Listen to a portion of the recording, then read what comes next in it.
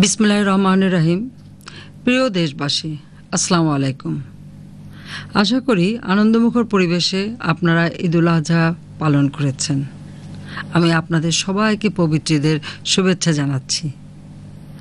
কয়েকদিন আগে হিন্দু সম্প্রদায়ের দুর্গাপূজা শান্তিপূর্ণভাবে সমাপ্ত হয়েছে, তাদেরকে শুভেচ্ছা জানাই।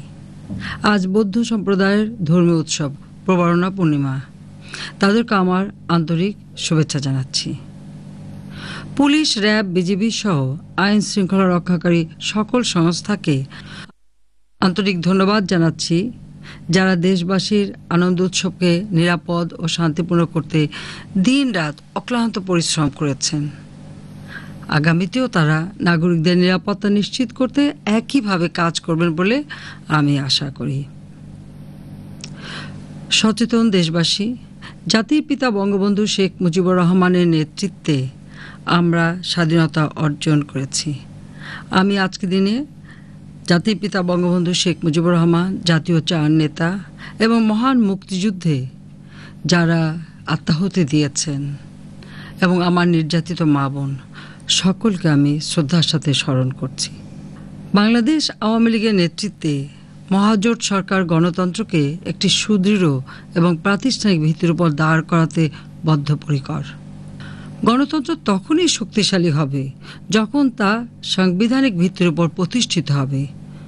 জনগণের ভোটে নির্বাচিত গণপ্রতিনিধিরা রাষ্ট্র পরিচালনা করবেন। 2007-এর 1/11 মতো কোনো তত্ত্বাবধায়ক সরকার যখন জগদ্দল পাথরের মতো জনগণের বুকের উপর চেপে বসে, তখন রাজনৈতিক নেতৃবৃন্দ, শিক্ষক, ছাত্র, পেশাজীবী, ব্যবসায়ী সহ সবার উপর নেমে আসে নির্মম নির্যাতন। এই ধরনের অসাংবিধানিক শাসনের পুনরাবৃত্তি আর কখনোই হবে না, এটাই সাধারণ মানুষের প্রত্যাশা। 2008 সালে বাংলার মানুষ ভোট দিয়ে যে আস্থা এবং বিশ্বাস আমাদের উপর রেখেছেন, আমরা দিন রাত অক্লান্ত পরিশ্রম করে তাদের সেই আস্থা এবং বিশ্বাসের মর্যাদা রক্ষা করার জন্য কাজ করে যাচ্ছি। আপনাদের ভোটে নির্বাচিত সরকার দায়িত্ব নেওয়ার পর কৃষি, শিক্ষা, খাদ্য নিরাপত্তা, স্বাস্থ্য, সামাজিক নিরাপত্তা, অবকাঠামো উন্নয়ন, বিদ্যুৎ, কর্মসংস্থান, বিনিয়োগ ও নারী অধিকার প্রতিষ্ঠা সহ বিভিন্ন খাতে যে উন্নয়ন হয়েছে তা সারা বিশ্বে প্রশংসা অর্জন করেছে। নিম্নবিত্ত মানুষ দারিদ্র্যের শৃঙ্খল থেকে বের হয়ে মধ্যবিত্তের কাতারে উঠে আসছে। জীবনযাত্রার মান বৃদ্ধি পাচ্ছে। কৃষক, শ্রমিক, মেহনতি মানুষ ও গার্মেন্ট শ্রমিকদের আয় বৃদ্ধি পেয়েছে। একজন দিনমজুর সারাদিনের পরিশ্রম শেষে 2 কেজি চাল কেনার মতো মজুরি পেত না। আজ তার মজুরির টাকায় সে 8 থেকে 10 কেজি চাল কিনতে পারছে। সংসারের নিত্য প্রয়োজনীয় অন্যান্য জিনিসপত্রও কিনতে পারছে। এই কৃতিত্বের দাবিদার আপনারাই। আমি বিশ্বাস করি, যে জাতি রক্ত দিয়ে স্বাধীনতা আনতে পারে সেই জাতির উন্নয়ন কেউ থামিয়ে রাখতে পারবে না। প্রিয় দেশবাসী, ডিজিটাল বাংলাদেশ নির্মাণের লক্ষ্যে তথ্য প্রযুক্তি শিক্ষিত আগামী প্রজন্ম গড়তে আমরা কম্পিউটার শিক্ষার ব্যবস্থা করেছি। প্রতি ইউনিয়নে ইন্টারনেট সংযোগ সহ তথ্য সেবা কেন্দ্র খুলে দিয়েছি। তরুণ তরুণীদের কর্মসংস্থানের ব্যবস্থা হয়েছে। তারা গ্রাম থেকেই নগদ টাকা আয় করে জীবনের সচ্ছলতা আনতে পারছে। মোবাইলের মাধ্যমে বিদেশ থেকে টাকা পাঠানো সহজ হয়েছে। স্কাইপের মাধ্যমে বা ভিডিও কলের মাধ্যমে গ্রাম বাংলার মানুষ তাদের প্রবাসী আত্মীয় স্বজনদের সাথে সাক্ষাৎ করতে পারছেন। ছাত্রছাত্রীরা বিনামূল্যে বই পাচ্ছে। প্রাথমিক থেকে ডিগ্রি পর্যন্ত 1,19,00,000 ছাত্রছাত্রীকে বৃত্তি ও উপবৃত্তি দেওয়া শুরু হয়েছে। ঘরের কাছে কমিউনিটি ক্লিনিক, বিভিন্ন স্বাস্থ্যকেন্দ্র থেকে ডাক্তার ও নার্সদের মাধ্যমে সাধারণ মানুষ চিকিৎসা সেবা ও বিনামূল্যে ঔষধ পাচ্ছেন। ফলে শিশু মৃত্যু, মাতৃমৃত্যু হারও কমে যাচ্ছে। প্রশাসন, স্বায়ত্তশাসিত প্রতিষ্ঠান, শিক্ষা প্রতিষ্ঠান, সশস্ত্র বাহিনী, আইন শৃঙ্খলা রক্ষাকারী সংস্থা অর্থাৎ police, RAB, BGB, answer, BDB, fire service সহ সকল প্রতিষ্ঠানের বিভিন্ন ধরনের পেশাগত সমস্যার সমাধান করেছি। বেতন ভাতা বাড়িয়েছি, চাকরির বয়সসীমা বাড়িয়েছি, তাদের কল্যাণে নানামুখী পদক্ষেপ নিয়েছি। দেশের স্বাধীনতা ও সার্বভৌমত্ব রক্ষায় প্রতিরক্ষা ব্যবস্থাকে শক্তিশালী করার লক্ষ্যে সেনা, নৌ ও বিমান বাহিনীর জন্য বিশ্বমানের আধুনিক সমরাস্ত্র সংগ্রহ করা হয়েছে এবং আরও সংগ্রহ প্রক্রিয়াধীন রয়েছে। সশস্ত্র বাহিনীর সদস্যদের জন্য উন্নত প্রশিক্ষণের ব্যবস্থাও করা হয়েছে। তাদের বেতন ভাতা বৃদ্ধি করেছি। সকল প্রতিষ্ঠানে বিভিন্ন স্তরে পদমর্যাদা বৃদ্ধি করেছি। পদের নাম পরিবর্তন করে মর্যাদাপূর্ণ নামকরণ চলমান রয়েছে। সম্মানিত নাগরিকবৃন্দ, ঢাকা, চট্টগ্রাম, রাজশাহী, খুলনা, বরিশাল ও সিলেট সিটি কর্পোরেশনের পানির সমস্যা ও যানজট সমস্যার সমাধানে আমাদের সরকার কার্যকর পদক্ষেপ গ্রহণ করেছে। বিদ্যুৎ ও পয়ঃনিষ্কাশন ব্যবস্থার উন্নতির জন্য বিভিন্ন প্রকল্প বাস্তবায়ন করা হয়েছে। বেশ কিছু প্রকল্প চলমান রয়েছে, যার সুবিধা নাগরিকরা অচিরেই পাবেন। নারায়ণগঞ্জ, কুমিল্লা, রংপুর ও গাজীপুর 4টি নতুন সিটি কর্পোরেশন করেছি। দেশের প্রতিটি ইউনিয়ন, উপজেলা ও জেলায় রাস্তাঘাট, ব্রিজ, কালভার্ট নির্মাণ করে আমরা যোগাযোগ ব্যবস্থার আমূল পরিবর্তন এনেছি, যা সামনের দিনগুলোতেও অব্যাহত থাকবে। সাধারণ মানুষের যাতায়াতের সুবিধার জন্য যোগাযোগ ব্যবস্থার উন্নয়ন করা হয়েছে। অনেক কাজ অব্যাহত আছে। রেল, সড়ক ও নৌপথের সংস্কার করা হয়েছে। নতুন রেল ইঞ্জিন, বগি ও লোকোমোটিভ ক্রয় করা হয়েছে। বিআরটিসির জন্য 1000 নতুন বাস ক্রয় করা হয়েছে। এবারের ঈদে যাত্রীদের ভ্রমণ সুবিধা নিশ্চিত করতে প্রয়োজনীয় ব্যবস্থা আমাদের সরকার নিয়েছে, যার সাক্ষী আপনারাই। আমাদের সরকার দায়িত্ব নেওয়ার সময় দেশে ছিল বিদ্যুতের জন্য হাহাকার। আমরা আপনাদের কষ্ট দূর করেছি। দেশে এখন বিদ্যুৎ উৎপাদন সক্ষমতা ৯,৭১৩ মেগাওয়াট। মোট জনগোষ্ঠীর ৬০% মানুষ বিদ্যুৎ সুবিধা পাচ্ছেন। আপনাদের সমর্থন নিয়ে আগামীতে সরকার গঠন করতে পারলে ঘরে ঘরে বিদ্যুৎ পৌঁছে দেব ইনশাআল্লাহ। সচেতন দেশবাসী, বিশ্ব অর্থনৈতিক মন্দা সত্ত্বেও বাংলাদেশ আজ অর্থনৈতিকভাবে এগিয়ে চলছে। মানুষের মাথাপিছু আয় $1044 উন্নীত করেছি। প্রবৃদ্ধি 6 ভাগের উপর ধরে রাখতে সক্ষম হয়েছি। মূল্যস্ফীতি 11 ভাগ থেকে কমিয়ে 7-8 ভাগে নামিয়ে এনেছি। বৈদেশিক মুদ্রার রিজার্ভ সর্বকালের রেকর্ড অতিক্রম করে বর্তমানে 16.5 বিলিয়ন মার্কিন ডলার। রোজার মাসে খাদ্যপণ্যের দাম কমিয়েছে। এবারের ঈদে কোরবানির পশুর দাম আপনাদের ক্রয় ক্ষমতার আওতায় ছিল। সুষ্ঠুভাবে পবিত্র হজ পালনের ব্যবস্থা করেছি। যারা হজ সম্পন্ন করেছেন তাদের মোবারকবাদ জানাচ্ছি এবং মহান আল্লাহ তাআলার দরবারে শুকরিয়া আদায় করছি। আমরা সমুদ্র বিজয় করেছি। বিপুল সমুদ্র সম্পদ জনগণের কল্যাণে ব্যবহারের জন্য বিভিন্ন প্রকল্পের কাজ শুরু করেছি। ভবিষ্যতে এগুলো বাস্তবায়িত হলে আমাদের আর্থসামাজিক অবস্থার আরও উন্নতি হবে। প্রিয় দেশবাসী, বিএনপি জামাত সরকার আমলে যে বাংলাদেশ সারা বিশ্বে সন্ত্রাস, দুর্নীতি ও জঙ্গিবাদের কারণে নিন্দিত ও সমালোচিত হতো, লজ্জায় আমাদের মাথা হেঁট হয়ে যেত, সেই বাংলাদেশ আজ উন্নয়নের রোল মডেল হিসেবে সারা বিশ্বে স্বীকৃতি পেয়েছে। আমরা সুশাসন প্রতিষ্ঠা করেছি, কঠোর হাতে জঙ্গিবাদ দমন করেছি, দুর্নীতি নিয়ন্ত্রণ করেছি, আইন শৃঙ্খলা পরিস্থিতির উন্নয়ন করেছি, যুদ্ধাপরাধীদের বিচার শুরু করেছি। দেশবাসী ও প্রবাসী বাঙালিরা এখন মাথা উঁচু করে মর্যাদার সাথে চলতে পারেন। 2001 থেকে 2006 পর্যন্ত বিএনপি নেতৃত্বে 4 দলীয় জোট সরকার আমলে দেশ জুড়ে হত্যা,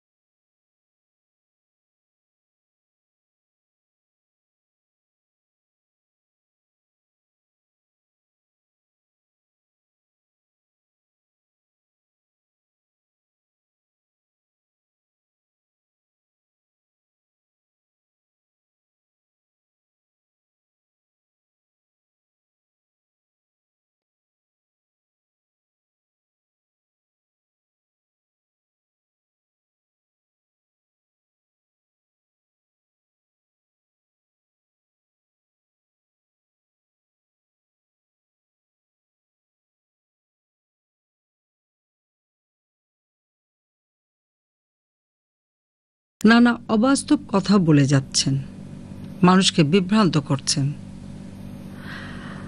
প্রয়োজনে আবারও মুলতবি প্রস্তাব দিন জাতীয় সংসদে এবং সুস্পষ্টভাবে বলুন আপনারা কি চান।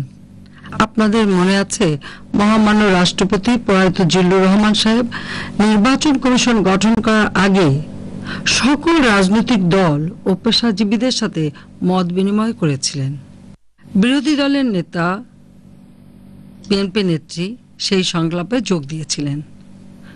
সবার পরামর্শক্রমেই বাংলাদেশে প্রথমবারের মতো সার্চ কমিটির মাধ্যমে নির্বাচন কমিশন গঠন করা হয়।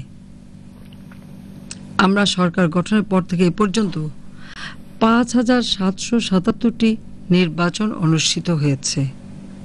নির্বাচন কমিশন অবাধ, সুষ্ঠু ও নিরপেক্ষভাবে অনুষ্ঠিত করেছে। কোনো নির্বাচনেই সরকার হস্তক্ষেপ করে নাই। অনেক নির্বাচনে বিরোধী দলের প্রার্থীরা জয়লাভ করেছে। আগামী জাতীয় সংসদ নির্বাচনও অবাধ ও নিরপেক্ষ হবে ইনশাল্লাহ। সংবিধান অনুযায়ী 25শে অক্টোবর থেকে 90 দিনের মধ্যে নির্বাচন অনুষ্ঠিত হবে। আমাদের সংবিধানের 72-1 অনুচ্ছেদে উল্লেখ আছে, আমি কোট করছি, সংসদের এক অধিবেশনের সমাপ্তি ও পরবর্তী অধিবেশনের প্রথম বৈঠকের মধ্যে 60 দিনের অতিরিক্ত বিরতি থাকিবে না, আনকোট। এখানে আরও উল্লেখ আছে যে কোড, তবে শর্ত থাকে যে 123 অনুচ্ছেদের 3 দফার ক উপধারায় উল্লেখিত 90 দিন সময় ব্যতীত অন্য সময়, আনকোট।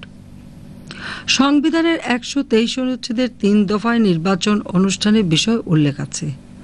3 ক মেয়াদ অবসানের কারণে সংসদ ভাঙিয়া যাইবার ক্ষেত্রে ভাঙিয়া যাইবার পূর্ববর্তী 90 দিনের মধ্যে এবং খ মেয়াদ অবসান ব্যতীত অন্য কোনো কারণে সংসদ ভাঙিয়া যাইবার ক্ষেত্রে ভাঙিয়া যাইবার পরবর্তী 90 দিনের মধ্যে নির্বাচন অনুষ্ঠিত হবে।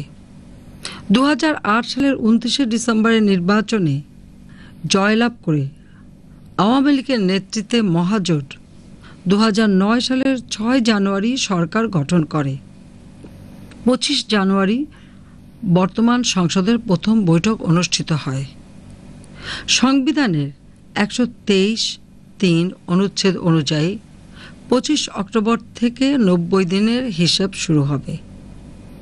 সংবিধানের 72 অনুচ্ছেদের 1 দফা অনুযায়ী মহামান্য রাষ্ট্রপতির নিকট প্রধানমন্ত্রীর দেয়া লিখিত পরামর্শ অনুযায়ী নির্বাচন অনুষ্ঠিত হবে। নির্বাচন কমিশন নির্বাচনের তফসিল ঘোষণা করবেন। 90 দিনের মধ্যে যাতে নির্বাচন অনুষ্ঠিত হয় সেজন্য আমি সব দলের সাথে, বিশেষ করে মহাজোটের সাথে পরামর্শ করে মহামান্য রাষ্ট্রপতিকে যথাসময়ে লিখিত পরামর্শ দেব। এক্ষেত্রে আমি বিরোধী দলের কাছেও পরামর্শ আশা করি। প্রিয় দেশবাসী, 1975 সালের 15ই আগস্ট জাতির পিতা বঙ্গবন্ধু শেখ মুজিবুর রহমানকে সপরিবারে হত্যার পর বাংলাদেশে নির্বাচন নিয়ে অনেক খেলা হয়েছে। এদেশের মানুষ গত 38 বছরে দেখেছে প্রতিটি নির্বাচনকালীন সময় অশান্ত পরিস্থিতি, হিংস্রতার তাণ্ডব। একমাত্র আওয়ামী লীগ সরকারই 2001 সালে সফলভাবে মেয়াদ পূর্তির পর শান্তিপূর্ণভাবে ক্ষমতা হস্তান্তর করেছিল। এদেশের মানুষ আর হানাহানি চায় না, বিশৃঙ্খলা চায় না। মানুষের কল্যাণ, সমৃদ্ধি ও উন্নত জীবনই আমার জীবনের একমাত্র কাম্য। আসুন সংঘাতের পথ পরিহার করে সমঝোতার মাধ্যমে মানুষের কল্যাণ করি। তাই শান্তির পথে আসুন। প্রিয় দেশবাসী, আমরা সকল দলকে সঙ্গে নিয়েই জাতীয় সংসদ নির্বাচন করতে চাই। বিরোধী দলের কাছে আমার প্রস্তাব, নির্বাচনকালীন সময়ে আমরা সকল দলের সমন্বয়ে সরকার গঠন করতে পারি। আমাদের লক্ষ্য অবাধ নিরপেক্ষ নির্বাচন, শান্তিপূর্ণ নির্বাচন। তাই আমি বিরোধী দলের কাছে প্রস্তাব করছি যে বিরোধী দলের সংসদ সদস্যদের মধ্য থেকেও আপনারা নাম দিতে পারেন, যাদেরকে আমরা অন্তর্বর্তীকালীন সময়ে মন্ত্রিসভায় সদস্য করে সর্বদলীয় সরকার গঠন করতে পারি এবং নির্বাচনে যাতে কারো কোনো সন্দেহ না থাকে, সকল সন্দেহ দূর করে আমরা সুষ্ঠু নির্বাচন অনুষ্ঠিত করতে পারি, যে নির্বাচনের মাধ্যমে জনগণ ভোট দিয়ে তাদের মনমতো সরকার গঠন করতে পারবে। আমি বিরোধী দলের নেতাকে অনুরোধ করছি যে তিনি আমার এই ডাকে সাড়া দেবেন, আমার এই অনুরোধ তিনি রক্ষা করবেন এবং আমাদের যে সদিচ্ছা, সেই সদিচ্ছার মূল্য তিনি দেবেন। তাই আসুন, দেশ ও জাতির কল্যাণের স্বার্থে একটি অবাধ, সুষ্ঠু ও নিরপেক্ষ নির্বাচনের মাধ্যমে গণতন্ত্রকে আরও সুদৃঢ় ভিত্তির উপর প্রতিষ্ঠিত করি, যাতে আমাদের তরুণ প্রজন্ম একটি সুন্দর সমাজ পায়, একটি সুন্দর সম্ভাবনাময় বাংলাদেশ আমরা সকলে মিলে গড়ে তুলতে পারি। সকল ভেদাভেদ ভুলে 2021 সালের মধ্যে গড়ে তুলি ক্ষুধা, দারিদ্র্য ও নিরক্ষরতামুক্ত আধুনিক বাংলাদেশ, জাতির পিতার স্বপ্নের সোনার বাংলা। প্রিয় দেশবাসী, আজ 18 অক্টোবর শেখ রাসেলের জন্মদিন। আমার ওই ছোট্ট ভাইটি, যাকে 75 15ই আগস্ট যখন সর্বকালের সর্বশ্রেষ্ঠ বাঙালি জাতির পিতা বঙ্গবন্ধু শেখ মুজিবুর রহমানকে সপরিবারে নির্মমভাবে হত্যা করা হয়, তখন আমার ওই ছোট ভাইটিকেও নির্মমভাবে হত্যা করা হয়েছিল। আমি এবং আমার ছোট বোন রেহানা ওই দিন মা, বাবা, ভাই, ভাতৃবধূ, আত্মীয় স্বজন সব মিলে প্রায় 18 জন পরিবারের সদস্যকে হারাই। মানুষ একটা শোক সইতে পারে না। যদি আপনাদের কোনো আপনজন মৃত্যুবরণ করে, আপনারা জানেন সেই ব্যথা বেদনা কত কঠিন। পরিবারের সকল সদস্য হারিয়েও সেই শোক ব্যথা বুকে নিয়ে শুধুমাত্র আপনাদের জন্য, এদেশের কৃষক, শ্রমিক, মেহনতি মানুষের ভাগ্য পরিবর্তনের জন্য আমি দিন রাত পরিশ্রম করে যাচ্ছি। কারণ আমার পিতা এদেশের মানুষকে গভীরভাবে ভালোবেসেছেন। দেশের মানুষের অর্থনৈতিক মুক্তি অর্জনের জন্যই তিনি তার জীবন দিয়ে গেছেন। তার একটাই স্বপ্ন ছিল যে বাংলাদেশ হবে একটি ক্ষুধামুক্ত, দারিদ্র্যমুক্ত, উন্নত বাংলাদেশ। বাংলাদেশের প্রতিটি মানুষ উন্নত জীবন পাবে, এটাই ছিল তার স্বপ্ন। তাই আজ আমি আপনাদের কাছে দোয়া চাই, দোয়া করবেন যে গুরু দায়িত্ব পালন করে যাচ্ছি তার জন্য যথাযথভাবে পালন করে 2021 সালের মধ্যে বাংলাদেশকে যেন উন্নত দেশ হিসেবে গড়ে তুলতে পারি। সেই সাথে সাথে আমার ছোট্ট ভাইটি, যার কোনো অপরাধ ছিল না, মাত্র 10 বছরের একটি শিশু, তাকেও ঘাতকের বুলেটের আঘাতে নির্মমভাবে মৃত্যুবরণ করতে হয়েছিল। আমি তার জন্য আপনাদের কাছে, আপনাদের সকলের কাছে দোয়া চাই, দোয়া করবেন। আমিও আপনাদের জন্য আল্লাহ রাব্বুল আলামিনের কাছে দোয়া করি যেন আপনারা সুস্থ থাকেন, ভালো থাকেন, উন্নত জীবন পান। আপনাদের আন্তরিক ধন্যবাদ। খোদা হাফেজ। জয় বাংলা, জয় বঙ্গবন্ধু। বাংলাদেশ চিরজীবী হোক।